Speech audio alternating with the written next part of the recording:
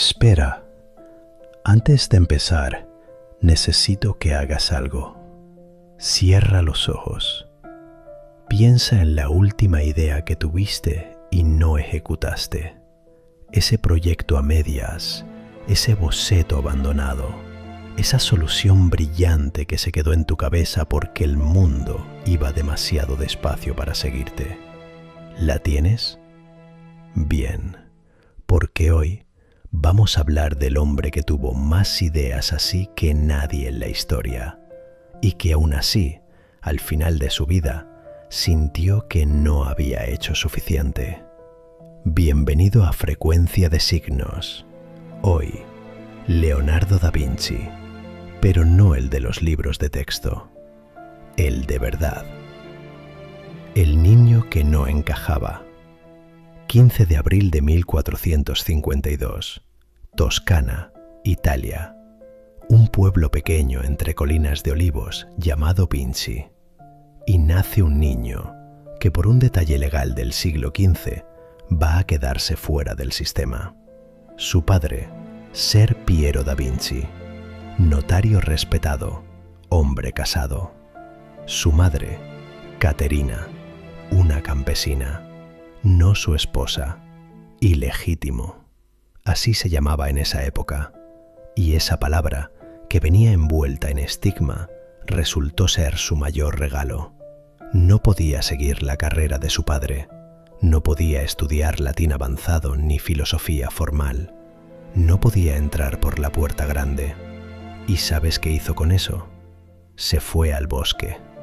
Su educación fue observar cómo el agua de los arroyos formaba remolinos al chocar con las piedras, ver cómo los pájaros movían las alas, no una vez, no 10, miles de veces, preguntarse por qué el cielo es azul antes de que nadie supiera la respuesta científica.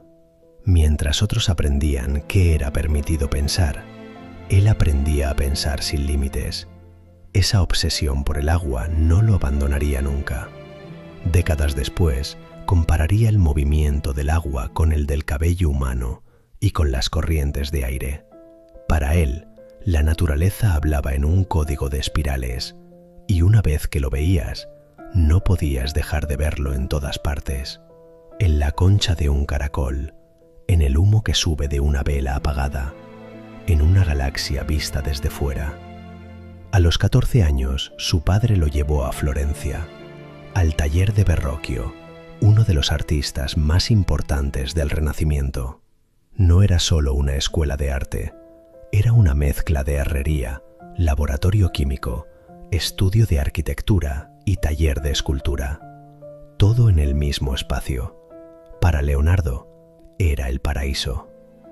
Milán, inventos y la última cena. Con 30 años, Leonardo hizo algo que sus contemporáneos no entendieron. Se fue de Florencia, del centro intelectual del mundo conocido, del lugar donde estaban los Medici, Botticelli, el joven Miguel Ángel. ¿Por qué?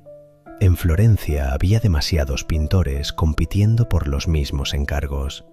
Leonardo quería ser algo más que un pintor entre pintores, y escribió una carta al duque de Milán, Ludovico Sforza, y esa carta es una obra maestra de psicología aplicada.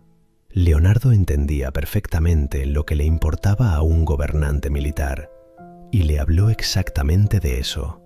Le prometió puentes ligeros que podían montarse y desmontarse en horas, cañones de diseños nuevos, carros blindados que podían abrirse paso entre las líneas enemigas, métodos para desviar ríos y privar de agua a ciudades sitiadas. Solo al final, casi como añadido, mencionó que también sabía pintar. El arte del convencimiento. Habla del problema del otro, no de tus propios méritos. En Milán diseñó sistemas de irrigación, mejoró los canales de la ciudad. Algunos todavía hoy pueden visitarse, funcionando con los mismos principios que él diseñó. Organizó fiestas con escenas que se transformaban solas, figuras que se movían con poleas ocultas. Para él, Mover el agua de un río era tan satisfactorio como mover el pincel. Todo era ingeniería, todo era arte. La frontera entre los dos nunca existió en su cabeza. Y entonces llegó el encargo que pondría a prueba su perfeccionismo de la manera más cruel. La última cena. Los monjes querían algo solemne, decorativo. Leonardo no quería eso. Quería capturar el milisegundo psicológico exacto en que Jesús pronuncia las palabras: «Uno de vosotros me traicionará».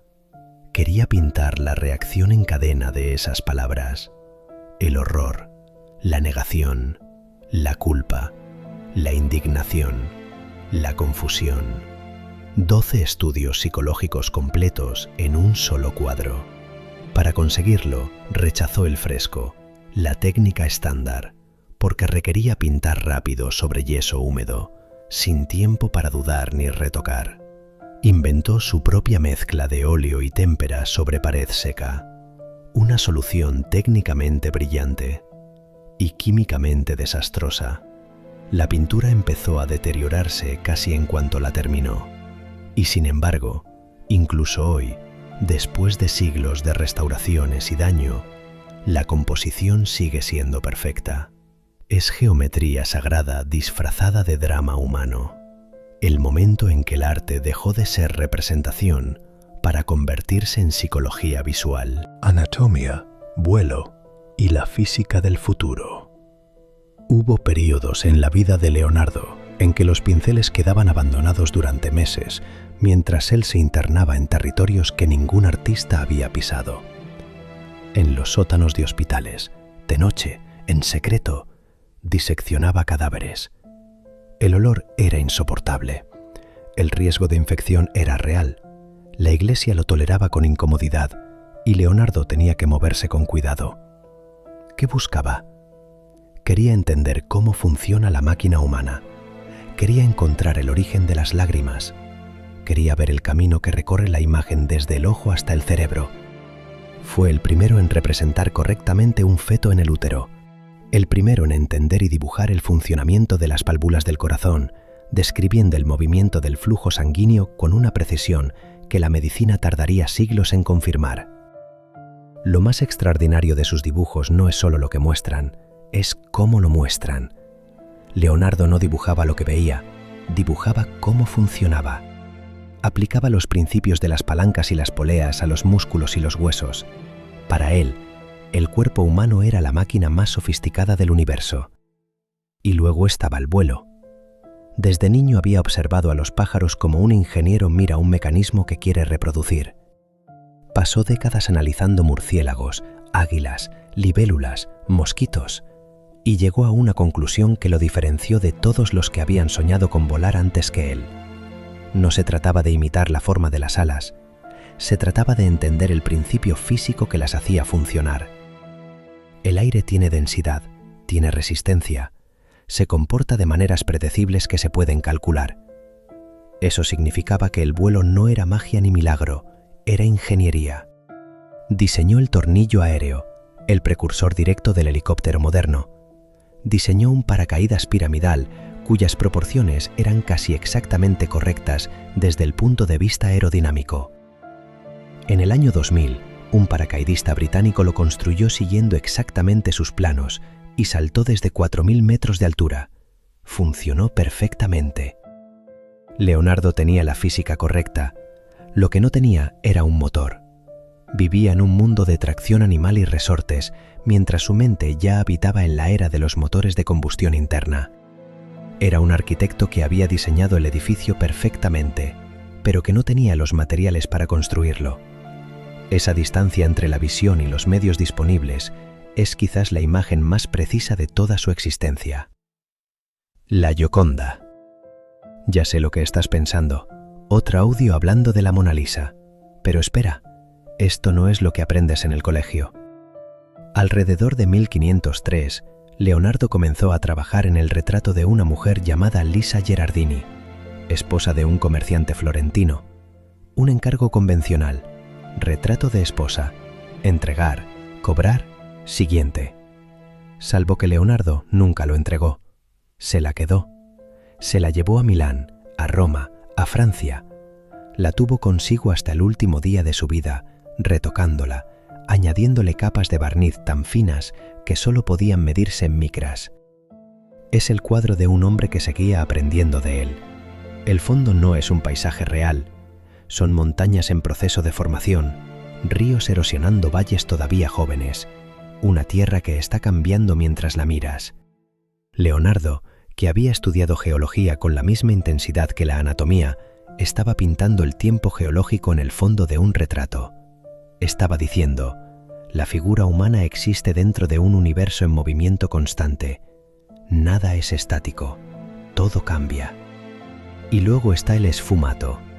La palabra viene del italiano fumo, humo. Consiste en eliminar los contornos duros, en hacer que los bordes de las formas se disuelvan en el aire que las rodea. En la Mona Lisa no hay una línea que defina las comisuras de los labios, no hay una línea que defina el contorno de los párpados. Esas zonas están construidas con docenas de capas de barniz translúcido, cada una tan fina que la luz las atraviesa y rebota en las capas inferiores, creando una profundidad que ninguna otra técnica puede reproducir. Por eso su sonrisa parece distinta según el ángulo desde el que la mires, por eso cambia según tu estado de ánimo. Leonardo no pintó una cara, pintó la forma en que la luz interactúa con la piel humana y la forma en que la mente humana interpreta esa interacción de manera diferente cada vez. Pintó la ambigüedad como principio estético. El primer ciudadano del futuro. Sus últimos años los pasó en Francia, en el castillo de Clos-Lucé, invitado por Francisco I, el rey más poderoso de Europa en ese momento. Y aquí, la historia tiene algo de justicia poética tardía. Francisco I no le pedía resultados, no le encargaba cuadros con plazos de entrega, le pedía su compañía. Quería sentarse con él, conversar, escucharlo hablar sobre el agua, la luz, los fósiles, el vuelo. Leonardo pasaba esos años intentando ordenar el caos de miles de folios acumulados durante décadas, tratados sin terminar, bocetos de máquinas que nunca se construirían, observaciones anatómicas que ningún médico había visto, teorías geológicas que ningún geólogo conocía. Era como intentar catalogar una biblioteca que se hubiera caído y mezclado todos sus libros, todos escritos en un idioma que solo el autor conocía bien. Murió el 2 de mayo de 1519, 67 años, y en sus últimos momentos, según las crónicas de la época, pidió perdón por no haber trabajado en su arte como debería haberlo hecho. Detente un momento en eso. El hombre que diseñó el helicóptero 5 siglos antes de que se construyera, que pintó la obra más famosa de la historia del arte, que entendió que el sol no se mueve sin telescopios, solo con lógica y observación de sombras, que diseñó sistemas de saneamiento urbano que tardaríamos siglos en implementar. Ese hombre murió convencido de que no había hecho suficiente. Eso no es modestia falsa, es la consecuencia inevitable de tener una visión tan vasta que ninguna vida humana puede ser suficiente para darle forma completa. 400 años después de su muerte, sus cuadernos seguían sorprendiendo a los investigadores que los estudiaban. 400 años. Eso significa que pasaron 4 siglos antes de que la humanidad tuviera el contexto científico necesario para entender plenamente lo que Leonardo había escrito. No estamos hablando de alguien adelantado unas décadas, estamos hablando de siglos. Y escribía en espejo, de derecha a izquierda, con una caligrafía que solo se podía leer frente a un reflejo. No era un código para esconder sus ideas de los demás, era simplemente que estaba hablando consigo mismo, porque era el único que podía seguir su propio hilo. No fue un hombre del pasado, fue el primer ciudadano del futuro, alguien que llegó demasiado pronto a un mundo que tardaría siglos en alcanzarlo, y tuvo la generosidad de dejarnos las migas de pan en esos miles de folios escritos en espejo para que pudiéramos seguir el camino algún día. Nosotros todavía estamos siguiéndolo. Ciel 452, 1519. Gracias por estar aquí, en Frecuencia de Signos.